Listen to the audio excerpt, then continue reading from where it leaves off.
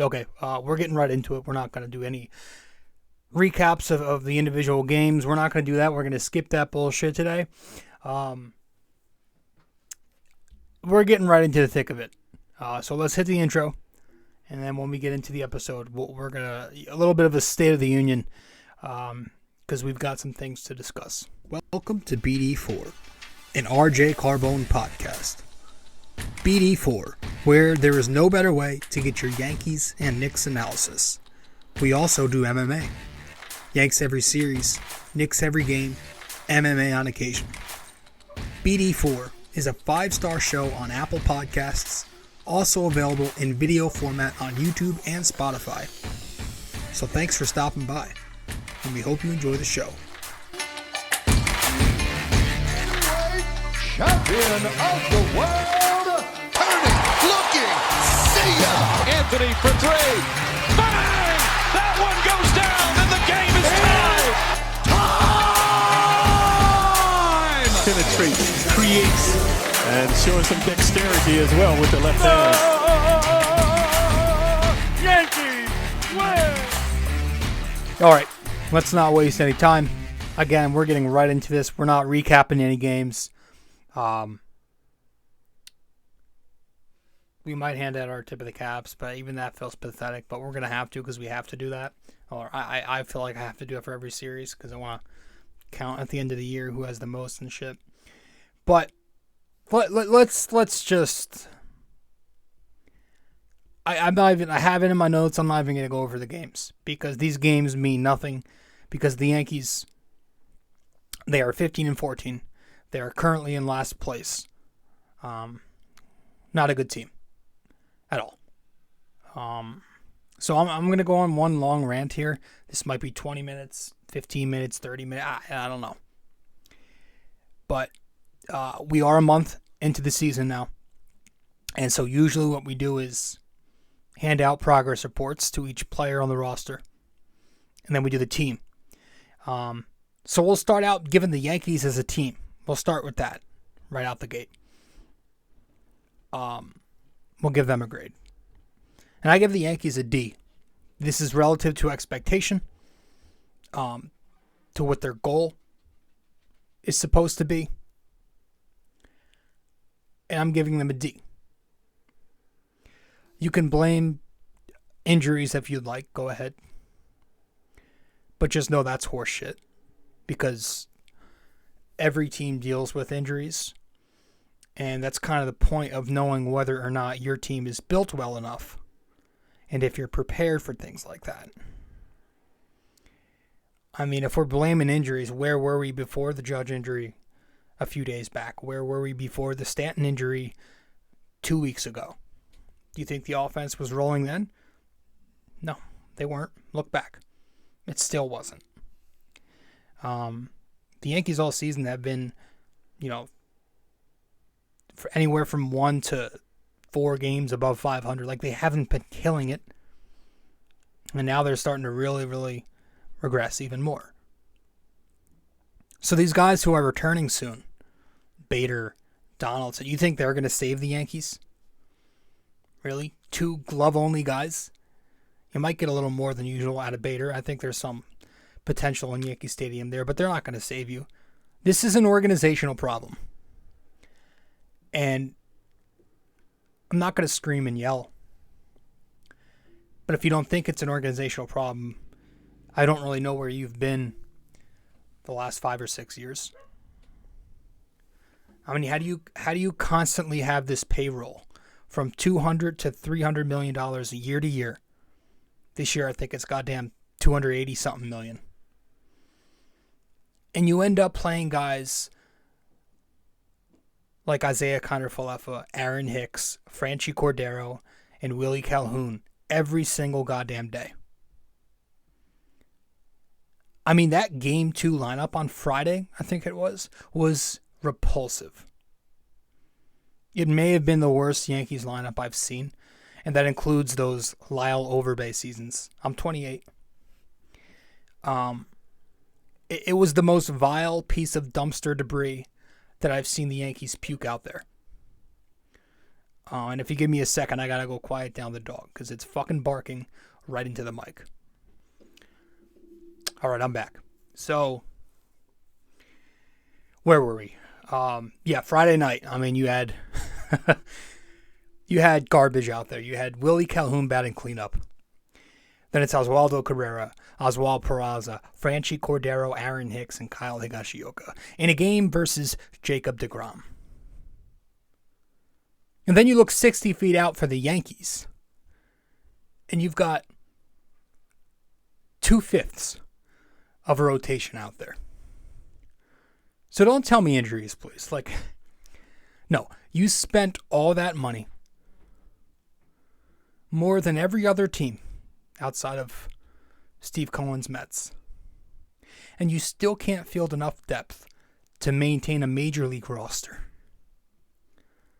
Instead of going after legitimate lineup help, you got all these excuses piled up, these narratives and false promises from the organization. I mean, you got Boone out there entering the 2023 season telling everybody that they'd be crazy to think Josh Donaldson won't bounce back at 37 years old. I would like for Aaron Boone to list me every single player who has become an above-average hitter at age 37, and then list me all the guys who haven't. You had Cashman out there in the offseason telling Yankees fans they overreacted to getting swept by Houston. You had Hal with the bullshit, "we're not done yet," quote, after re-signing Judge. I mean, this is an organization that seems to be unbelievably complacent with how things are. Why? What have you shown to be able to be that complacent? Excuse me. You just got 4-0'd in a playoff series to a team that everybody and their mothers knew was going to be tough on you for a fourth consecutive year, or whatever it's been. I mean, if the Astros won the World Series last year and they responded to that in the winter by acquiring Jose fucking Abreu, don't you think you might need to do a little something? So what they did is they left themselves with hope. That's the Yankees' game plan, hope. Hoping that guys get hot who could very well not. You've got a washed-up DJ LeMahieu. Stanton and Judge are hurt, and that should come as no surprise to any Yankees fan. So that it leaves you IKF and Hicks as the everyday guys again. Torres is this hot and cold streak hitter. I mean, you've got 3 rookies out there. Oswaldo Cabrera has looked pretty pitiful so far. An OPS barely over 500. He swings at everything. He can't hit the outside pitch. He's got warning track power. He looks like shit. Volpe's starting to hit a little bit, and I know he's getting on base.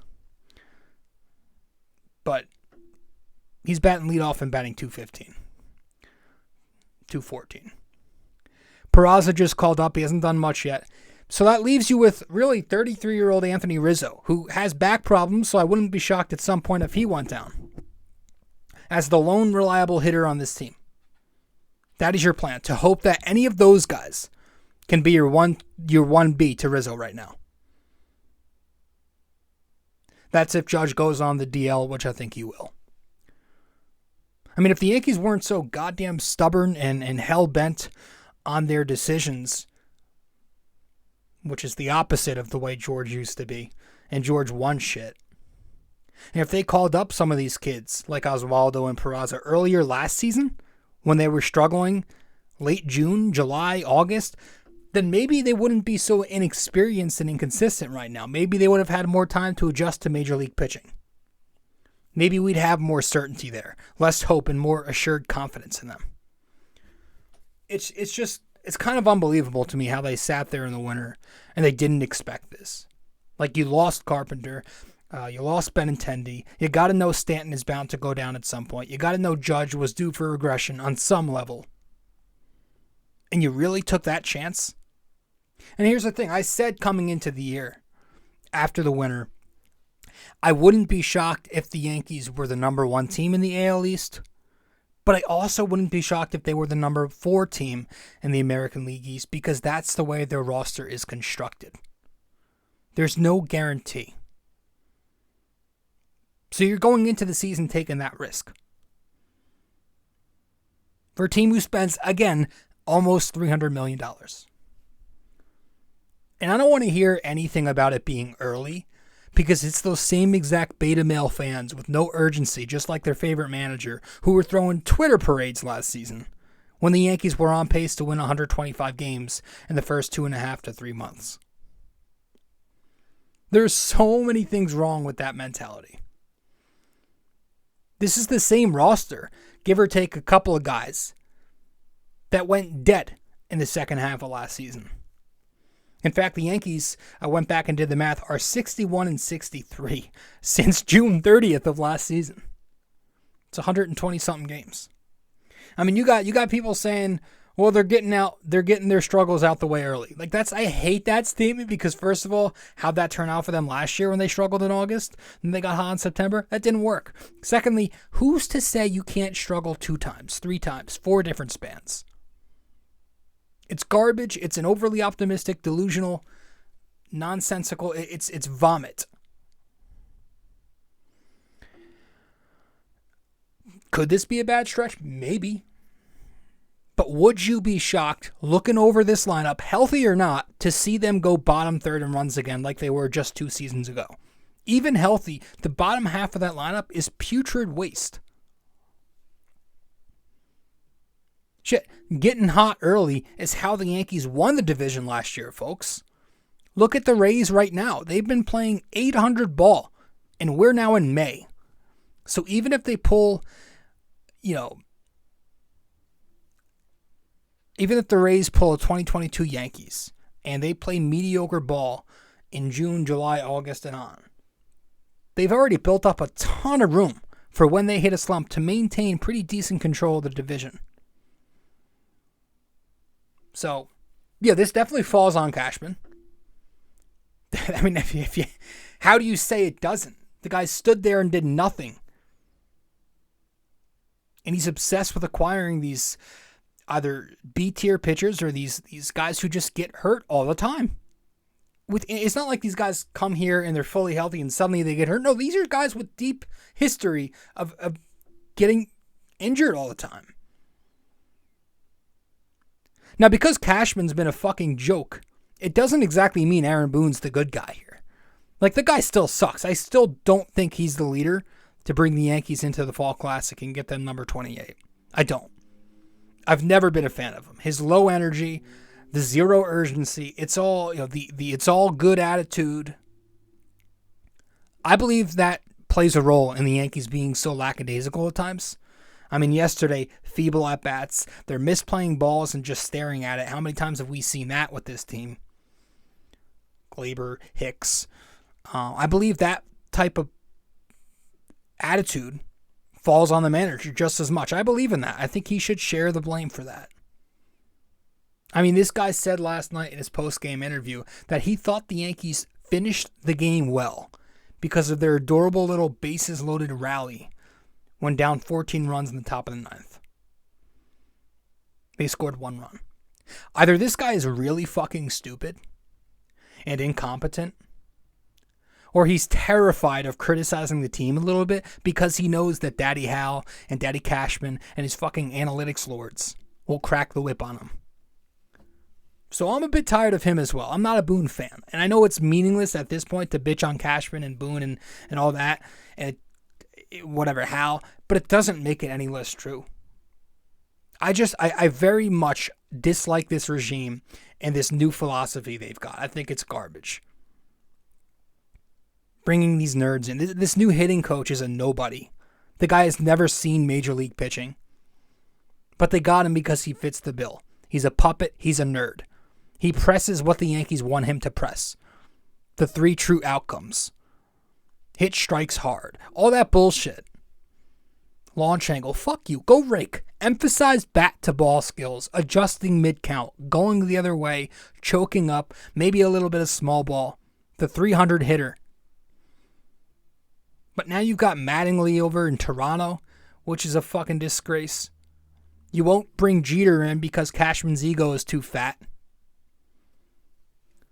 And, just to go back to the pitching, that's not exactly been promising either. I mean, it's, the numbers look good, but they started to fall. I mean, you gave up 15 runs yesterday. You gave up a bunch of 6-run games last couple nights. It's starting to fall apart because how much longer do you think you can survive with Johnny Brito, Domingo Germán, and Clark Schmidt making up 3/5 of the staff? Outside of Gerrit Cole, really, the rotation has been dog water. It's been horrendous. Nestor hasn't been good. And there's a chance the league could adjust to him. Then what? You're fucked. Because what are you going to do? There's no option on the big league roster. You have no minor league depth because you gave away your top 3 guns for Frankie Montes. Thanks, Cashman. You didn't want to give anybody up for Castillo, which still bothers me to this day.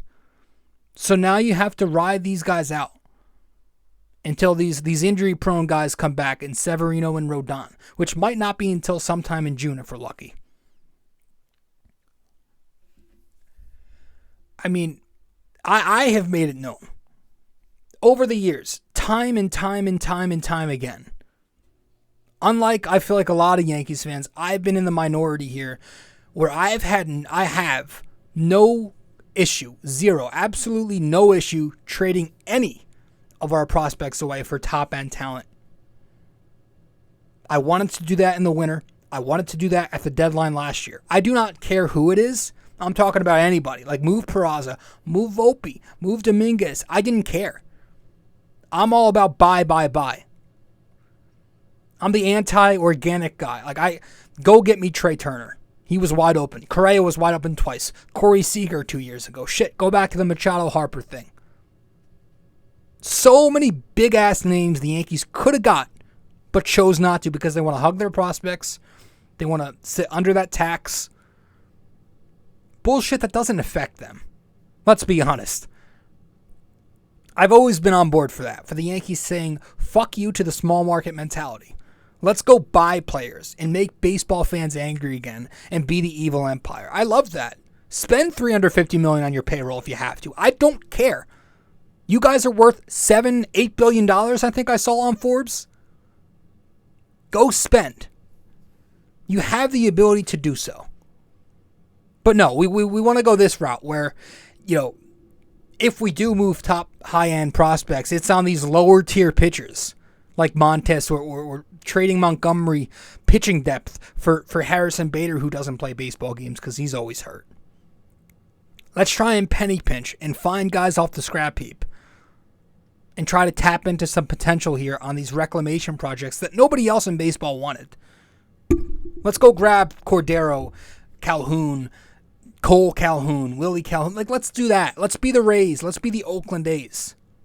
It's all bullshit to me, man, and it's not going to get them anywhere as long as they keep playing this fucking stupid little game. So, yeah, I'm not too shocked. They could easily turn it around, but at the end of the day, I just don't see this Yankees team winning a championship. This team, screams 88 wins to me. It does. And that might be optimistic to a lot of you, too, to be honest. But I don't think the Yankees are winning 100 games anymore. I don't see them cruising their way to the division. I don't see that. Because Toronto's gotten better. They're young with talent. Baltimore is on fire. Tampa's a horse. Boston's a joke. I don't take them serious. Nobody should. But yeah, the Yankees could either be... They could be in fourth place. I wouldn't be shocked if they could be if they were a fourth place team. I had them winning the division because I was optimistic that things would work out, but look at what's happened. Guys who have an injury-prone past are getting injured. Rookies are struggling. That's not a shock. They're inexperienced rookies. It's not a shock to see this. So we're gonna get to our grades, and that'll be that. We're gonna do that right when we get back from break. We'll just go right through them. I'm not gonna dive into it. Stay with us. Be right back. All right. Hey guys, so if you are a listener of the podcast often and you want to know where to find me on social media, you can find me on Facebook at BD4. You can find me on Twitter at BD4Pod, and you can also find me on Instagram at RobJCarbone. BD4 is located on many different platforms. You can listen to the podcast on Apple Podcasts, and if you do there, be sure to give us a 5-star rating and review. You can listen to it on Spotify, but you can also watch the podcast on both Spotify and YouTube. BD4 is available on many other platforms as well. All you got to do is search it up. Apple Podcasts, Spotify, YouTube, and much more.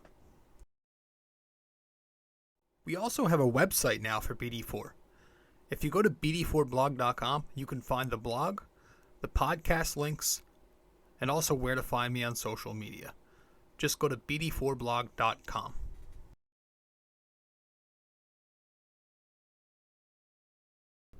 All right. Welcome back to the show. I'm your host, RJ Carbone, and you're listening to episode 517.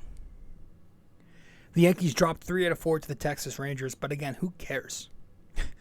It's bigger than that. They're in a tough spot, and it's kind of hard to imagine them getting out of it because, again, who do you have coming back? The lineup was terrible with Judge. It wasn't that good with Judge and Stanton. I mean, you had to peak it out at like 13th in total runs this year. I don't think they were any better than that. Now they're in the bottom third, I believe. And again, they're not too far removed from a season when they did not hit 2 seasons ago. Let's run through these grades. Anthony Rizzo, I'm giving him a B+ so far. Remember, these grades are relative to expectation. Not everybody's graded on the same scale. Rizzo, B+. Torres, B-. Volpe, C+, DJ, C+, Stanton, C+, Judge, B-. And I count injury as a skill, staying healthy as a skill. Hicks, come on, F. Oswaldo, D. IKF, D. Trevino, B-. Higashioka, D. Franchi, D. Calhoun, D. Starting pitching has been a C- because it's only been Gerrit Cole. A couple good ones from Nestor. Couple less good ones from Brito. It's kind of sucked. Bullpen, I gave a B+. They've been pretty solid. Don't have a closer, but they've been pretty solid. And yeah, the Yankees, I gave a D. I'm not doing any of that D+, D- shit, just the D. That's it. Let's wrap this up with our question of the day when we get back. Before we get to our break, I guess we'll jump into the best players of the series because I want to give one out to every series. I'm trying to give out tip of the caps. So among the hitters, I gave Anthony Rizzo a tip of the cap. Yeah, Anthony Rizzo was the least shitty Yankee. He batted .214 in this series, and he got on base 5 times. So there you go. Yeah, Gerrit Cole gets the tip of the cap among the starting pitchers of the series because Nestor was trash. Brito was he did he yeah, he pitched okay, I guess. And Clark Schmidt's garbage. Gerrit Cole moved to 5-0, got the win. Now has a 1.11 ERA through 6 starts. Every start he has had, he's won a tip of the cap. So he's been perfect.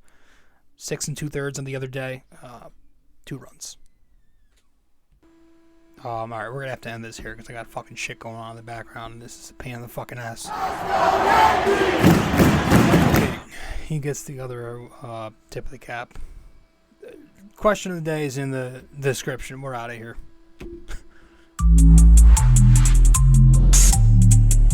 This episode was brought to you by Anchor.